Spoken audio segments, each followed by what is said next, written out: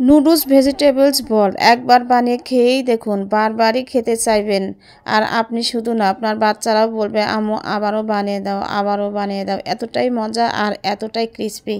তো দেখতেই পাচ্ছেন কতটা লোভনীয় লাগছে, তাই না? ঘরে থাকা শীতের সবজি দিয়ে আর অল্প একটুখানি নুডলস দিয়ে এই বলটা আমি বানিয়ে নিয়েছি। খেতে অসম্ভব মজার। তো এত বেশি মুসমুসে, উপরেরটা ক্রিস্পি কিন্তু ভিতরটা একদমই নরম। তো একটা ভেঙে আপনাদের সাথে শেয়ার করছি, দেখেন কতটা লোভনীয় লাগছে, তাই না? তো চলুন রেসিপিটা আমরা শুরু করি। তো আশা করি আমার সাথেই থাকবেন, ভিডিওটা স্কিপ করবেন না। ভালো লাগলে লাইক কমেন্টস করবেন। তো এখানে দেখতে পাচ্ছেন আমি বিভিন্ন রকমের সবজি একটুখানি ভেজে নিয়েছি। আর এখানে আমি সিদ্ধ করা কিছুটা নুডলস এর মধ্যে দিয়ে দিলাম। দিব হচ্ছে ময়দা, হাফ কাপের একটু কম দিয়েছি। ময়দা খুব বেশি দেইনি, অল্প একটুখানি লবণ দিয়েছি। দিয়ে আমি এটা ভালো করে মেখে নিব। একদমই কিন্তু শক্ত শক্ত করা যাবে না, ভিতরটা যেন নরম থাকে সেরকম করে আমি এটা মেখে নিয়েছি। এবার আমরা যে চমচম বানাই ঠিক ওই রকম শেপে আমি একটু শেপ দিয়ে নিলাম। এটা আপনাদের চয়েস মতো যে কোনো শেপেও বানিয়ে নিতে পারবেন। তো দেখতেই পাচ্ছেন সবগুলোই কিন্তু আমি এভাবে রেডি করে নিব। তো রেডি করে নেওয়া হয়ে গেছে। এখন আমি এখানে একটা ডিম ভেঙে নিলাম। তো ডিমটা ভেঙে নেওয়ার পরে আমি ভালো করে ফেটিয়ে নিব। ফেটিয়ে নেওয়ার পর এখানে আমি এই বলগুলো একটা একটা করে চুবিয়ে নিব।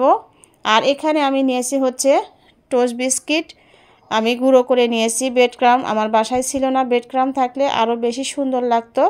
তো যদিও ছিল না, তো দেখতেই পাচ্ছেন আমি বলগুলো এইভাবে ডিমের মধ্যে চুবিয়ে নিয়ে আবার ব্রেড ক্রাম্বের ভিতরে দিয়ে গড়িয়ে নিলাম। এই কাজটা কিন্তু অবশ্যই দুইবার করতে হবে। একবার করলে পাতলা হয়ে যায়, খেতে অতটা ভালো লাগে না। দুইবার করলে খেতে বেশি ভালো লাগে আর দেখতেও কিন্তু সুন্দর হয়। তো দেখতেই পাচ্ছেন আমি দুইবার করে কিন্তু এই কাজটা করে নিয়েছি। খুবই সহজ আর সামান্য কিছু উপকরণ দিয়ে কিন্তু এটা রেডি করে নেওয়া যায়। তো সবগুলোই কিন্তু আমার রেডি হয়ে গেছে। এখন আমি ভেজে নিব। আর তেলটা খুব বেশি কিন্তু গরম করা যাবে না, বেশি গরম করলে উপরটা পুড়ে যাবে। যদিও সিদ্ধ, তারপরেও উপরটা পুড়ে গেলে দেখতে ভালো লাগে না।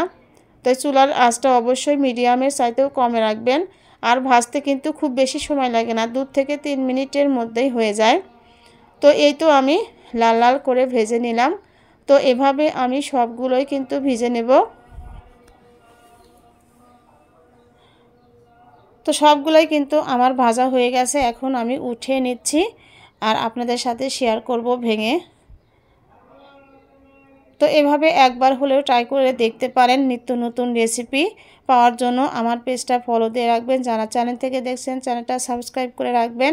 আর ভিডিওটা ভালো লাগলে লাইক কমেন্টস করে শেয়ার করে অন্যকে দেখার সুযোগ করে দিবেন। তো দেখতেই পাচ্ছেন কতটা লোভনীয় লাগছে, তাই না?